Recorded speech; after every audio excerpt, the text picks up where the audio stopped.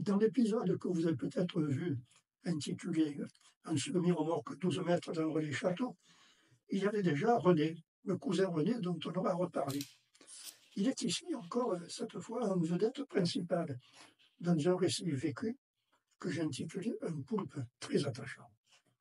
René, donc, cousin René, et Robert, son alter ego, ami d'enfance, jeune, insouciant comme on est à 17 ans, nos deux amis de déjà longue date, depuis leurs 10 ans, ont décidé d'aller faire des oursins.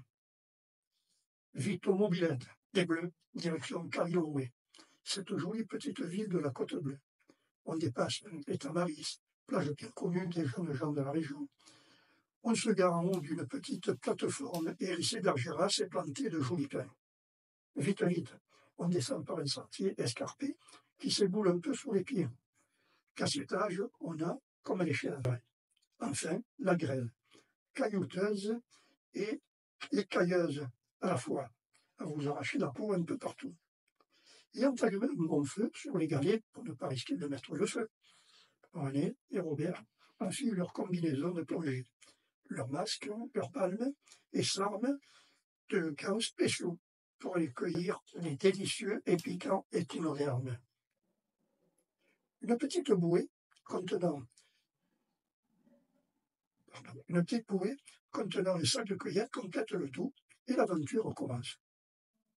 Laissons René, notre héros du jour, raconter.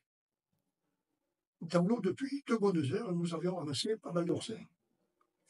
On commençait à avoir frais car en février, l'eau du côté de la Côte Bleue n'est pas très très chaude. Robert me fait signe. Il me fait signe qu'il va sortir, il emporte avec lui le sac des jambes bien garnies. Bonne matinée, on se régalera ce soir. Je m'apprête à le suivre quand je vois passer devant moi un poulpe, dérangé par ma présence. Curieux, je le suis et je palme jusqu'au bas de la falaise où le beau céphalopode, car c'est un céphalopode bien entendu, il doit bien mesurer 60 à 70 cm, disparaît dans un trou. Je suis tout près et je veux le toucher. Je veux l'agacer un peu, pas lui faire du mal, je n'ai pas du tout l'intention.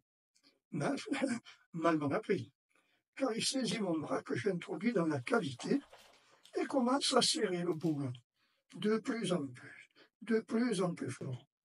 Je décide de m'éloigner du trou, mais le poulpe, décidément, ne le veut pas. Il est très liant, il reste fixé à moi, serrant de plus en plus.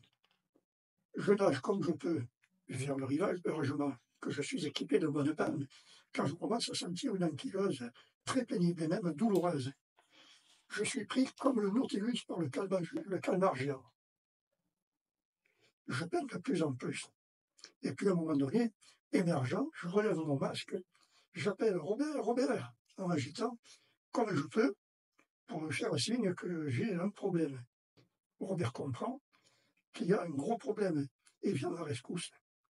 Ne pouvant détacher les ventouses, il m'aide à regagner, quoique douloureusement et avec beaucoup de difficulté, la plage pour me libérer le bras tout contusionné. Puis, la bête qui m'a agressé, cette bête à qui je n'avais pas de main, on ne savait pas trop comment s'en débarrasser. Il a fallu user des galets qui étaient là pour l'assommer un petit peu. Et même Robert a dû retourner la calotte pour me libérer. Enfin, on a pu le jeter sur la grève.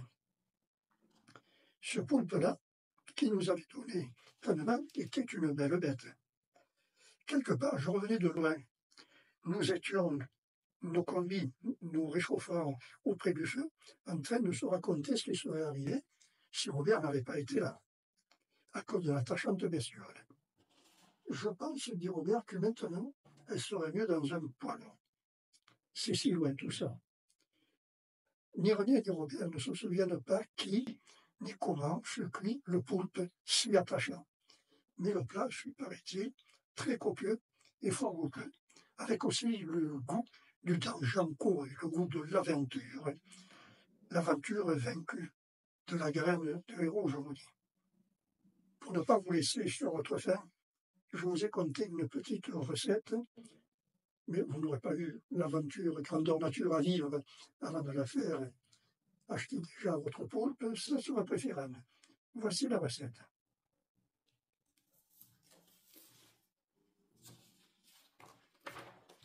D'abord, achetez la bête. Il faut l'attendrir. Pour l'attendrir, il y a la manière forte. Soit en le tapant avec un maillet en bois ou un marteau velouté dans un torchon. Puis il y a la manière plus douce, en plaçant l'animal quelques heures au congélateur. Choisissez. Ensuite, voici les ingrédients nécessaires. Il faut un poulpe à peu près d'1 kg, 200 g de lard fumé, 40 centilitres de vin blanc sec, style entre-deux-mer, muscadet, côtelette, il faut encore du cognac, environ 10 centilitres, pas plus, un gros oignon et 2 centilitres de vinaigre. Il manque 4 tomates mûres, pelées, 2 bonnes gousses d'ail, un bouquet garni, du sel et du poivre, une cuillère à soupe d'huile d'olive. Quand vous avez tout ça, il est temps de passer à la préparation. Coupez le poulpe attendri en morceaux. Dans une cocotte, portez de l'eau à ébullition et jetez-y les morceaux de poulpe.